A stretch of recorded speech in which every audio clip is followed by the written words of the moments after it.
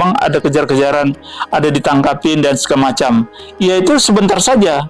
Nah kemudian ini tetap saja sekarang ini misalnya berlangsung pengutipan itu kembali gitu itu.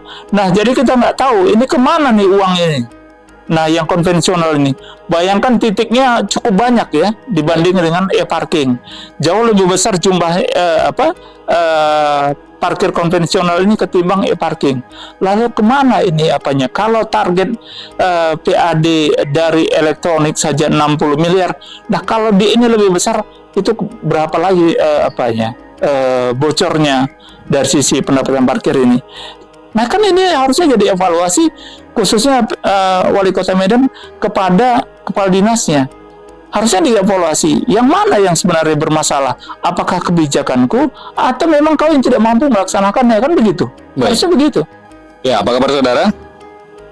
Saat ini pemerintah Kota Medan masih menjalankan kebijakan parkir gratis bagi parkir dengan sistem pembayaran tunai dan menerapkan 145 titik untuk parkir dengan sistem bayar e-parking atau non-tunai. Namun faktanya di lapangan dalam investigasi yang dilakukan oleh tim Aktual Media Group, kami mendapati program-program parkir yang diselenggarakan oleh pemerintah Kota Medan tidak berjalan efektif. Apakah dengan tidak efektifnya program tersebut akan menimbulkan kebocoran baru bagi PA di Kota Medan? Kami akan membahasnya bersama dengan pengamat anggaran, Elvenda Nanda. Apa kabar, Bang Elvenda? Alhamdulillah baik. Ya, Bang Elvenda, setelah ada kebijakan parkir gratis, sering keluar rumah, Bang? Wah, tetap aktivitasnya tetap keluar dan tetap terlibat dalam urusan bayar parkir ini. Tetap bayar ya, tidak ada yang gratis ya. Iya. Semua bayar di Kota Medan ya. Iya, tidak ada titik bisnis aktivitas bisnis yang lepas dari parkir. Ya. Biasanya semua pakai parkir. Ya, baik, Belvenda. Ada parkir konvensional yang katanya gratis, namun seperti yang Bang sampaikan tadi masih bayar. Lalu ada e-parking, lalu akan ada lagi nanti muncul namanya parkir berlangganan. Seperti apa Abang melihatnya? Ya, jadi dasar dari regulasi untuk pendapatan ini kan ada dua ya. Satu pajak daerah, kemudian yang kedua retribusi daerah. Nah, untuk yang di jalanan ini adalah retribusi daerah. Nah, retribusi itu sifatnya kalau kita dilayani maka kita akan membayar retribusi. Itulah prinsip dari retribusi. Nah, kalau pajak daerah berbeda. Suka nggak suka, kita tetap bayar walaupun kita tidak penerima manfaat. Baik. Nah, misalnya contoh pajak daerah, kendaraan kita misalnya tidak berjalan, tapi tetap bayar pajaknya gitu. Nah, kalau dia retribusi kita gunakan dulu baru kita bayar. Nah, gitu. Nah, jadi ada persoalan parkir ini ada soal e-parking, satu lagi konvensional. Nah, kemudian satu lagi yang berlangganan tahunan gitu. Ya. Nah, untuk yang pertama itu soal e-parking, kita melihat ada tidak konsisten ya di dalam pengutipan e-parking ini. Nah, pertama dari sisi pengguna ini kan banyak yang belum menggunakan kartu ya atau e-money ya. Nah, masih juga di lapangan kita dapati misalnya menggunakan cash juga gitu. Nah, pertanyaannya kemana ini yang cash ini larinya? Karena yang terdeteksi itu kan adalah yang masuk ke dalam rekening. Yang dihitung hanya yang masuk ke rekening ya? Iya, yang lewat pakai alat itu kan. Nah, itulah yang dihitung. Lalu yang tidak masuk kepada elektronik tadi itu kemana gitu kan? Bonus untuk tukang parkirnya, Bang. Nah, kita nggak tahu itu bagaimana mekanismenya. Apakah itu memang sudah diperhitungkan oleh Pemko Medan, oleh Desub soal begitu atau tidak gitu kan? Nah, karena kita lihat memang kebijakan ini belum benar-benar duduk di dalam pelaksanaannya. Nah, misalnya dari sisi petugas masih banyak yang misalnya kita temukan ada saja kendala teknis. Nah, petugas parkir itu banyak kadang-kadang yang baterainya habis macam-macam sehingga kita terpaksa bayar cash. Nah, ini yang terjadi. Atau ini hanya alasan agar ada uang cash yang masuk ke tukang parkir? Ya, itu yang kita tidak tahu dari hasil kebijakannya yang dibuat, apakah memang itu sudah diperhitungkan atau tidak gitu kan. Nah, kalau itu kita katakanlah misalnya tidak sampai separuhnya yang menggunakan kartu elektronik, e-money gitu. Nah, selebihnya kan banyak yang cash. Lalu ini yang harusnya jadi PR kebijakan Pemko ini yang memang harus dievaluasi dari sisi efektivitas kebijakan gitu kan. Ya. Nah, kemudian dari dari sisi penerimaan e-parking ini kan harusnya jelas kan. Nah, karena ada yang masih cash ini yang menjadi masalah. Nah, bagaimana Pemko menyikapi dalam hal misalnya yang cash ini?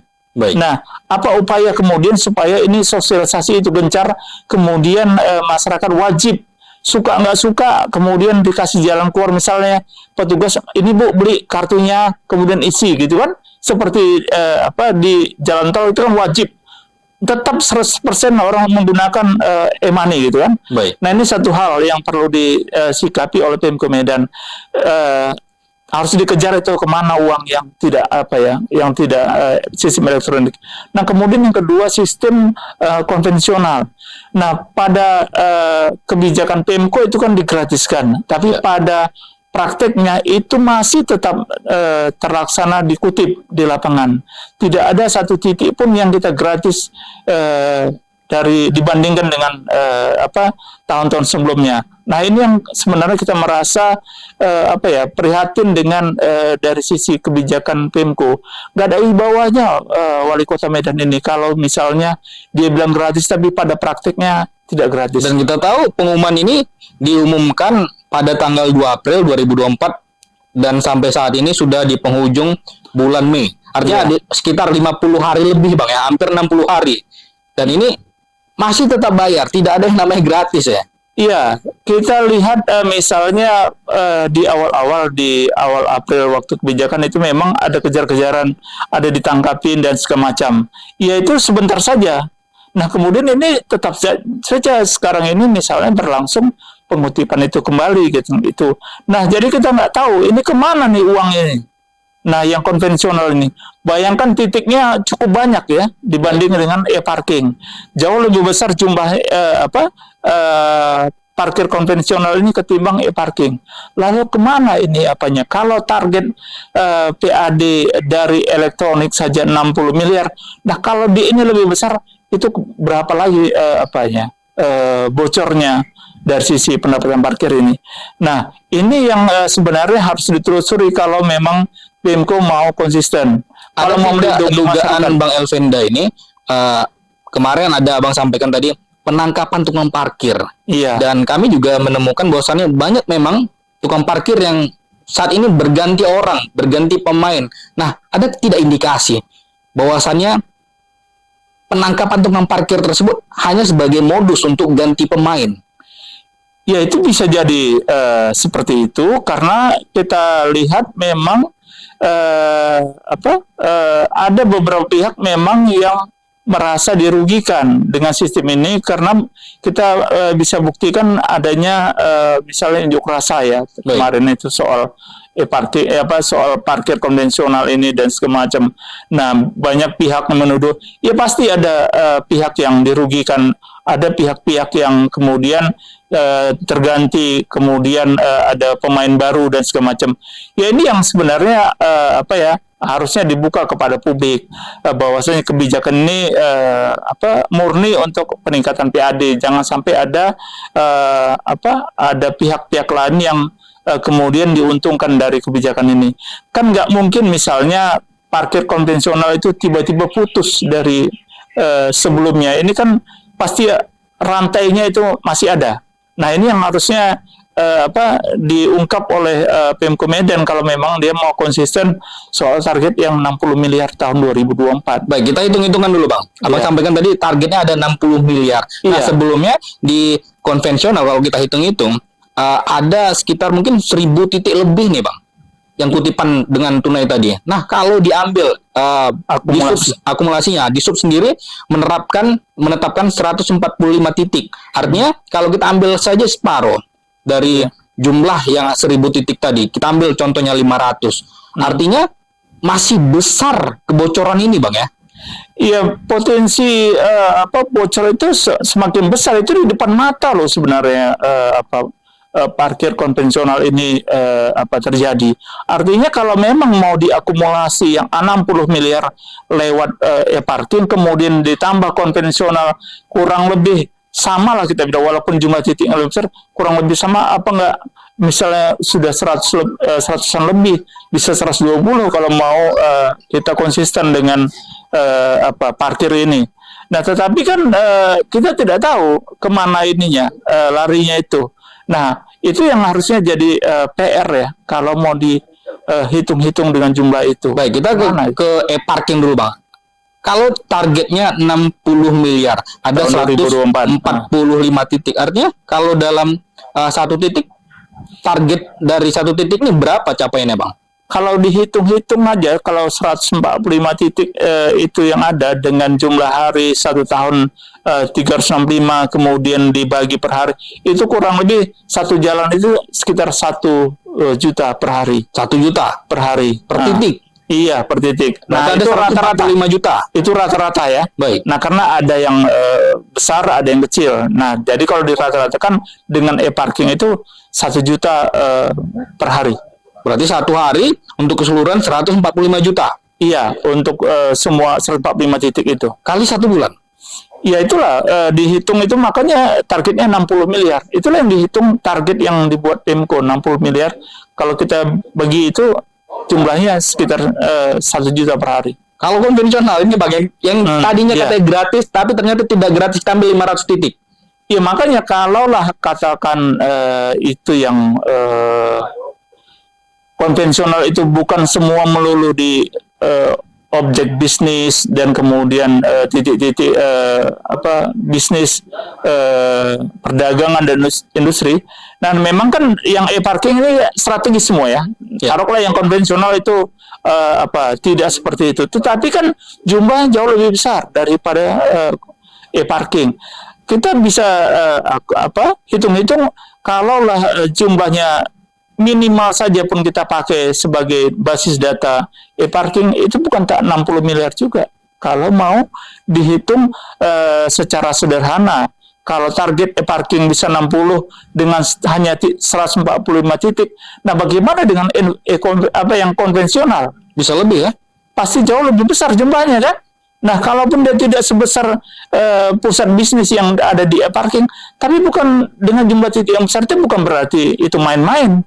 Jumlah jauh lebih besar sebenarnya. Kalau mau diuji juga bisa sebenarnya dari sisi akurasinya. Nah, misalnya kalau di dalam teori penelitian, ambil aja sampel yang besar, yang kecil, yang menengah, kemudian dihitung titik-titik itu. Berapa banyak jumlah titiknya, katakanlah kita ambil saja misalnya 10 atau 15% dari sampel, itu bisa sudah jadi gambaran sebenarnya. Nah, kalau saja e-parking ini sebagai basisnya 60 miliar target Pemko Medan, bisa jadi ini jauh lebih besar. Ya, jadi pertanyaannya, siapa sekarang Bang yang kita curigai bermain dalam parkir konvensional yang harusnya gratis ini? Harusnya itu ditelusuri. Kalau misalnya kalau dulu surat wilayah-wilayah parkir itu keluar dari Dinas Perhubungan, harusnya ditelusuri juga siapa sebenarnya setelah itu kebijakan keluar yang bermain di situ. Ini kan pasti tidak akan akan berani petugas parkir itu mengutip tanpa ada yang menyuruh. Dan Betul. Tidak akan berani mereka mengutip tanpa ada perintah, kemudian masih berani menggunakan atribut Pemko Medan, petugas parkir. Baik. Nah, kemudian masih ada juga yang melampirkan karcis retribusi. Nah, kan luar biasa ini beraninya mereka. Pasti ada yang nyuruh. Nah, ini yang harusnya jadi PR. Kalau Pemko Medan konsisten terhadap peningkatan PAD, ini harus dikejar. Jangan cuman apa ya, upaya-upaya mengkaburkan yang konvensional. Baik, sebelum ada penerapan e-parking dan juga penerapan dari parkir konvensional gratis, Bang ya. Iya. Kami juga sempat menelusuri kemarin, ternyata tukang parkir di lapangan ini harusnya diawasi oleh petugas Dishub yang sudah diberikan mandat berupa surat perintah tugas atau SPT oleh dinas terkait. Iya. Artinya yang bermain di sini bukan pihak ketiga, Bang ya. Harusnya langsung Dishub dengan tukang parkir. Tapi ternyata di lapangan kita menemukan ada pihak ketiga yang bermain, yang mengelola titik-titik parkir tanpa dilengkapi dengan perjanjian. Nah, kalau dalam sistem anggaran dan juga keuangan ini, apakah ini termasuk hal yang dilegalkan, Bang? Iya, sebenarnya kalau tidak ada perjanjian itu ilegal. Karena kan apa dasar misalnya pengutipan retribusi parkir di satu titik. Nah, tentunya ini kan legalnya kan keluar dari Pemko Medan. Nah, kalau seandainya tidak ada perjanjian, kemudian ada pihak ketiga berani, lalu atas dasar apa, itu kan harusnya secara regulasi sudah menyalahi. Nah, atas dasar apa dia berani mengutip? Nah, kalau begitu ini harus dibongkar. Siapa sebenarnya yang mengelola itu? Nggak mungkin pihak ketiga ini berani tanpa ada kesepakatan-kesepakatan yang mungkin dia jadi pegang. Tidak tertulis, Bang ya? Iya, kesepakatan itu pasti ada dia pegang. Cuman ini yang tidak terungkap. Kalau memang Pemko Medan konsisten mau menggali potensi PAD, kemudian menyerap anggaran dari sektor parkir, tentunya harus dia terbuka. Sistem apa yang dipakai? Apakah misalnya pihak ketiga atau memang Dishub langsung mengawasi atau gimana? Ini kan harus dibuka kepada publik agar publik akan mendapatkan ini dampak daripada yang dia bayar retribusi parkir. Kalau dia semakin baik pelayanan, publik kayaknya tidak akan keberatan dengan retribusi tersebut. Tapi kalau kemudian ada perasaan curiga, perasaan tidak benar di dalam pembayaran parkir konvensional, tentunya publik bertanya-tanya, ini kemana uangnya dilarikan? Apalagi ketika parkir, tidak ada tukang parkir, tiba-tiba waktu keluar, ada tukang parkir. Itulah pelayanan yang buruk sebenarnya. Baik. Nah, kalau misalnya kita mau lebih maju lagi, ya udah buat saja kayak di luar, setiap terpantau oleh CCTV berapa jam, kemudian dia lebih mudah nah, tapi kan itu akan digugat oleh masyarakat yang membutuhkan pekerjaan. Tapi itu memang teknologi tidak bisa dilawan. Baik. Bagaimanapun pasti akan terjadi. Bang El, ada satu lagi yang Abang sampaikan, parkir berlangganan. Nah, kalau dua tadi sudah kita bahas, seperti apa parkir rencana program langganan ini?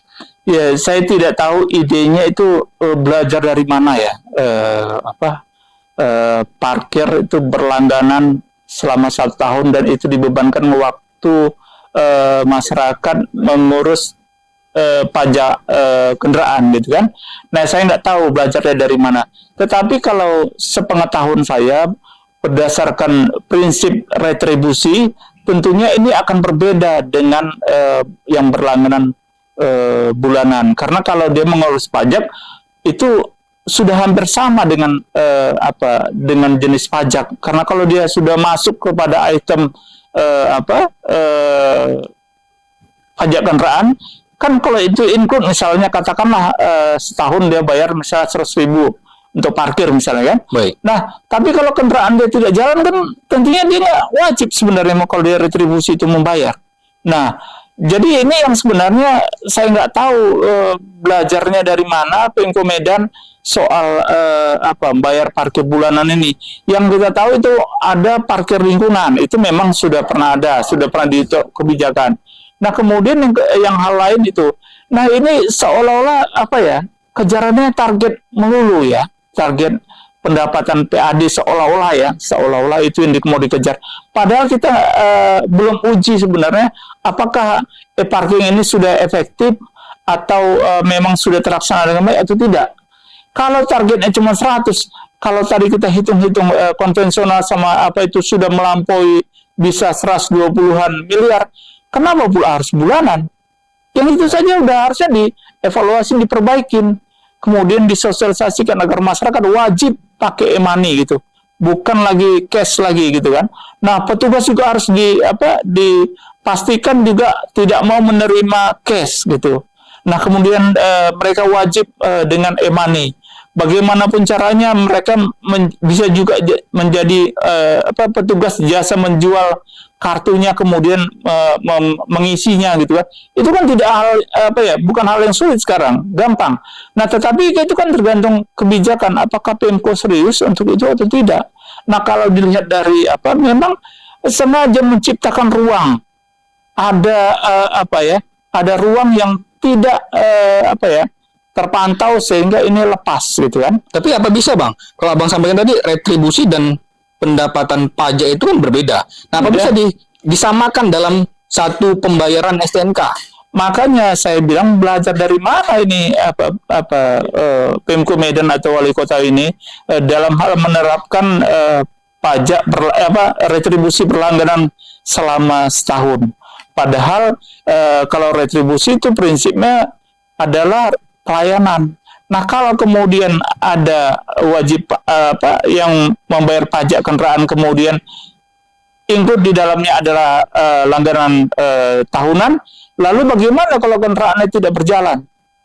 Nah, lalu bagaimana kalau kendaraannya aktivitasnya tidak sebanyak orang yang misalnya ini kan akan mengganggu rasa keadilan masyarakat. Nah, mungkin ada sebagian yang diuntungkan, tapi ini akan mengganggu banyak yang dirugikan. Iya, rasa keadilan itu kan menjadi syarat sebuah kebijakan. Tidak boleh kebijakan itu akan mengganggu sekelompok orang, tetapi itu harus ajas berkeadilan. Tapi kalau Abang lihat penduduk kota Medan ini kan diterapkan di Medan. Iya. Penduduk kota Medan apakah finansialnya menengah ke atas, rata? Ya, kalau dilihat dari angka statistik itu kan kita itu ada 8% yang kategori miskin, sisanya. Ya, kalau dihitung dengan tidak semua orang berpendapatan menengah ke atas itu yang punya kendaraan, karena banyak mereka yang misalnya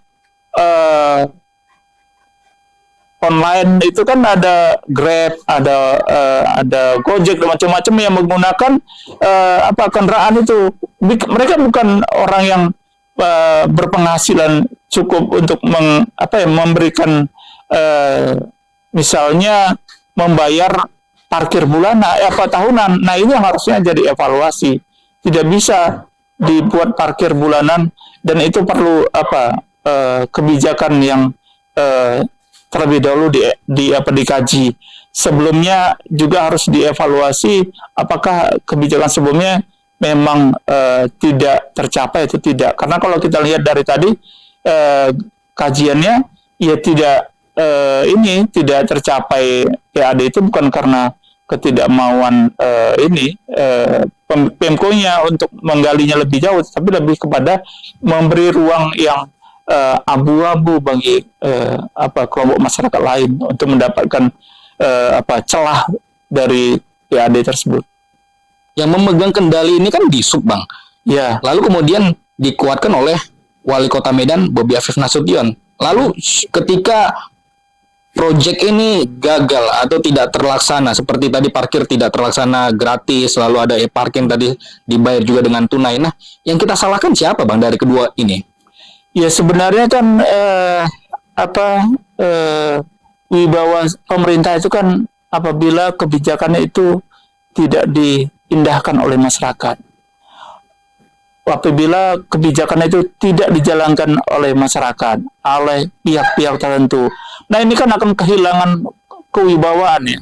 Nah, ini yang harusnya menjadi evaluasi bagi Pemko Medan. Bagaimana kebijakan itu tidak punya arti apa-apa di masyarakat. Kemudian dianggap angin lalu bagi masyarakat. Nah, kemudian masyarakat dikasih angin surga, parkir gratis di luar titik yang 145, padahal pada praktiknya dibayar juga. Nah, kan ini seolah-olah masyarakat merasa pemerintah itu tidak ada karena tidak berhasil melindungi masyarakat dari yang dibuat kebijakan di luar 145 itu gratis. Nah, ini yang sebenarnya menjadi catatan bagaimana kemudian wali kota Medan ini mau kemudian maju kepada wilayah yang lebih luas di tingkat provinsi. Bagaimana yang kecil saja dia harusnya evaluasi titik-titik yang belum berhasil dia capai, kemudian dia mau yang lebih luas lagi. Ini jadi evaluasi. Evaluasi yang Abang maksud itu seperti apa? Harusnya dilakukan oleh wali kota? Ya, evaluasi terhadap kebijakan. Pertama, kebijakan itu di mana yang salah? Apakah memang konsisten dari kebijakan itu yang memang tidak bisa berjalan efektif, atau memang ada aparatnya yang bermasalah? Kepala dinasnya maksud Abang ya? Bisa jadi karena cukup heran juga kita cukup kuat juga kepala dinas ini bertahan di tengah-tengah gelombang ketidakpercayaan publik, berbagai kasus soal PAD retribusi ini. Nah, kemudian efektivitas kebijakan seharusnya kan dievaluasi ya, kepala dinas ini. Kenapa kebijakanku tidak jalan? Apa masalahnya? Kepala dinas apa kerjaanmu? Kan begitu harusnya. Jadi Abang curiga bahwasannya kepala dinas perhubungan Iswar Lubis ini ada seperti dilindungi oleh wali kota, makanya berani untuk berdiri di depan dengan kebijakan yang tadinya tidak jalan ini. Ya, sebenarnya kalau wali kota mau melindungi, sebenarnya kan dia justru tidak terlindungi oleh kepala dinas ini. Kenapa? Ya, kebijakannya tidak efektif, tidak berjalan secara maksimal.